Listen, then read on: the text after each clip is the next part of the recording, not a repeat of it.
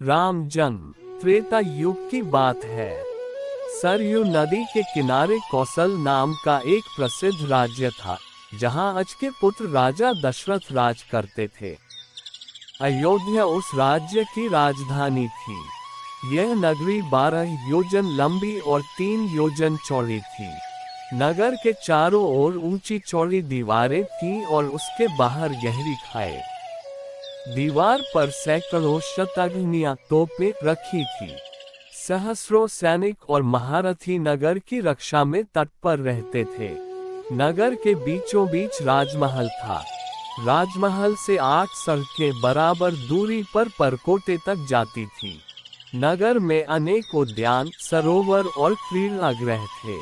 ऊंची ऊंची अट्टालिकाएं थी, जिनमें विद्वान, शूरवीर, कलाकार, कारीगर और व्यापारी रहते थे। घर घर में लक्ष्मी का निवास था।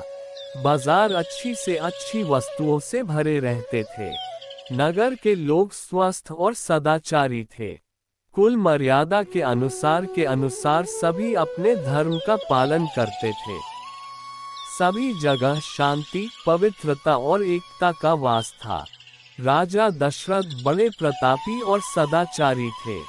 सागर, रघु, दिलीप आदि अपने पूर्वजों की तरह उनका भी यश चारों ओर फैला हुआ था।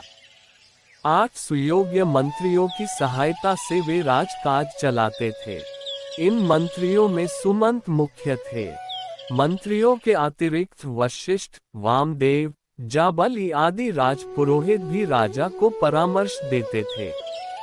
इनकी सहायता से राजा सदा प्रजा हित के कार्यों में लगे रहते थे। राजा दशरथ ने बहुत दिन तक राज सुख का भोग किया। उन्हें धन, मान, यश किसी की कमी न थी, पर उन्हें एक दुख था। उनको कोई संतान न थी।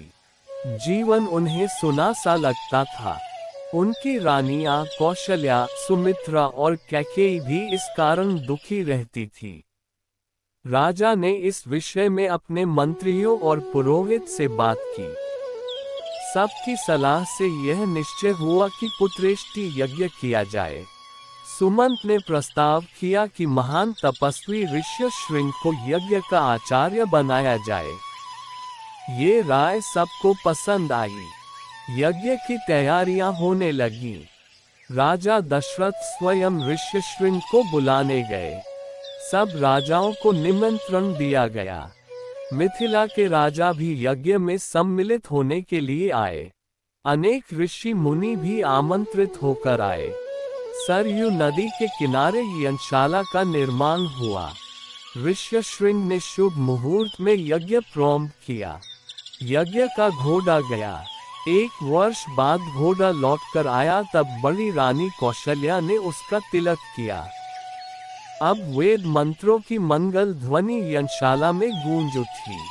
अग्नि में आहुतियां पड़ने लगीं।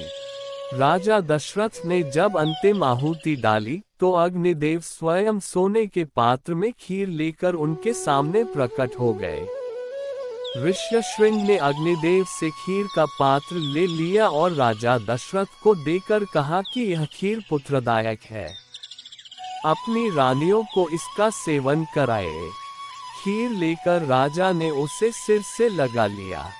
उन्होंने खीर का पात्र कौशल्या को देकर कहा कि तुम सब बांट लो। कौशल्या ने आधी खीर अपने लिए रख लिया, शेष सुमित्रा को दे दी। सुमित्रा ने उस आधे भाग का आधा अपने लिए रखकर शेष कैकेयी को दे दिया। कैकेयी ने उसमें से आधी खीर स्वयं ले ली और आधी सुमित्रा को ही लौटा दी। समय आने पर चैत्र मास के शुक्ल पक्ष की नवमी को बड़ी रानी कौशल्या के गर्भ से श्री राम ने जन्म लिया। इसी तिथि पर हम आज भी रामनवमी का पर्व मनाते हैं। मंझली रानी सुमित्रा के 2 पुत्र हुए, लक्ष्मण और शत्रुघ्न। कैकेयी के एक पुत्र हुआ, उसका नाम भरत रखा गया। राजा ने बड़ी धूमधाम से पुत्रोत्सव मनाया। राजमहल में मंगलाचार होने लगे और स्त्रियां बधाइयां गाने लगीं। देवताओं ने फूलों की वर्षा की। अप्सराएं नृत्य करने लगीं। राजा और प्रजा के हर्ष का ठिकाना न रहा। चारों राजकुमार बड़े सुंदर थे। धीरे धीरे वे बड़े हुए और साथ साथ खाने खेलने लगे। चारों में बड़ी प्रीति थी। लक्ष्मण राम के साथ अधिक रहते और शत्रुघ्न भरत के साथ। चारों भाई जब अयोध्या की गलियों में खेलने निकलते तब उन्हें देखकर थके से रह जाते। राम के रूप में अद्भुत आकर्षण था। उन्हें जो देखता वह देखता ही रह जाता। इसी तरह कहानी और व्रत कथा सुनने के लिए कृपया हमारे चैनल को सब्सक्राइब करें, वीडियो लाइक और शेयर करें। धन्यवाद।